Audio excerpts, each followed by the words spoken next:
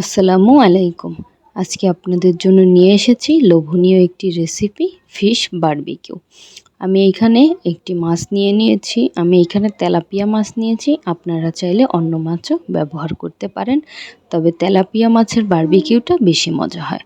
তারপর মাছটাকে আমি সুন্দর করে পরিষ্কার করে গায়ে কাঁচ করে কেটে নেব। কাঁচ করে কেটে নিতে হবে মশলাগুলো যাতে খুব ভালোভাবে ভিতরে ঢুকে যায়। এরপর বারবিকিউয়ের জন্য আমি একটি মশলা রেডি করে নেব।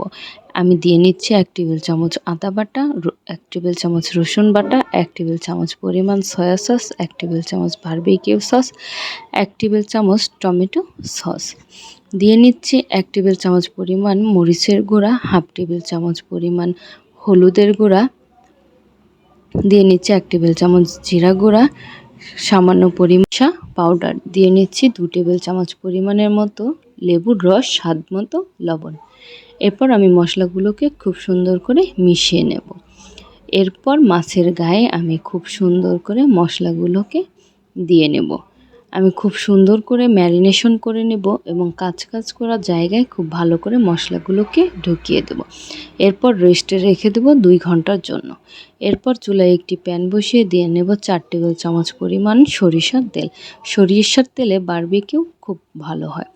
এরপর তেল গরম হয়ে গেলে আমি মাছটাকে দিয়ে নেব। হাই ফ্লেমে 5 মিনিটের মতো ভেজে নেব। এরপর আমি উল্টে দেব। ওই পিঠও আমি হাই ফ্লেমে 5 মিনিট ভেজে নেব। হাই ফ্লেমে ভাজলে মাছের গায়ে থেকে এক্সট্রা কোনো পানি বের হবে না।